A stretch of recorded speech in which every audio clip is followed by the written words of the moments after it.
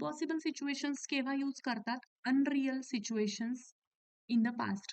भूतकाळामध्ये ज्या गोष्टी खऱ्या नाहीयेत, त्याच्यासाठी आपण इम्पॉसिबल सिच्युएशन यूज करतो. तर जास्त हेक्टिक न बनवता मी तुम्हाला डायरेक्टली सेंटेन्सेस दाखवते. पहिलं सेंटेन्स मी इथे घेतलंय. जर तिने अभ्यास केला असता, तर ती परीक्षेत पास झाली असती. जनरली आपण असे वाक्य बोलतो बोलताना.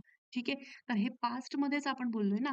जर तिने अभ्यास केला असता, तर ती परीक्षेत पास झाली असती. तर हे पास्टमध्ये आहे. तर सेंटेन्स कसं तयार होईल? If she had studied.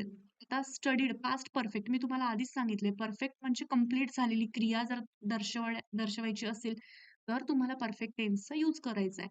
So if she had studied म्हणजे कंप्लीट झालेली क्रिया. ओके. जर तिने अभ्यास केला असता, तर ती परीक्षेत पास झाली असती.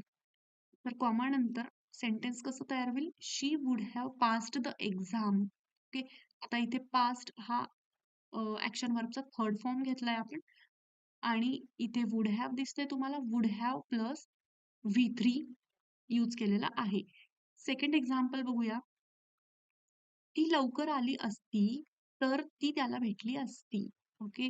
सेंटेन्स कसं तयार होईल? If she had come earlier. If she had come earlier, she would have met him. She would have met him. Would have नंतर इथे ॲक्शन वर्बचा थर्ड फॉर्म यूज केलाय, मेट. ओके. सो सेंटेन्स कसं झालंय तुमचं इथे तयार? If she had come earlier, she would have met him. ती लवकर आली असती, तर ती त्याला भेटली असती. ओके. थर्ड सेंटेन्स, त्याने वेळ वाया घालवला नसता, तर त्याचे काम पूर्ण झाले असते. आता हे सेंटेन्स कसं तयार होईल? स्ट्रक्चरमध्ये तुम्हाला पूर्ण फॉर्म्युले ऑब्झर्व करायचे आहे. की कसं स्ट्रक्चर असायला पाहिजे. इफ नंतर तुम्हाला पास्ट परफेक्ट टेन्स यूज करायचा आहे. So if he had not wasted time, he would have finished the work. असं सेंटेन्स कंप्लीट तयार होईल. ओके.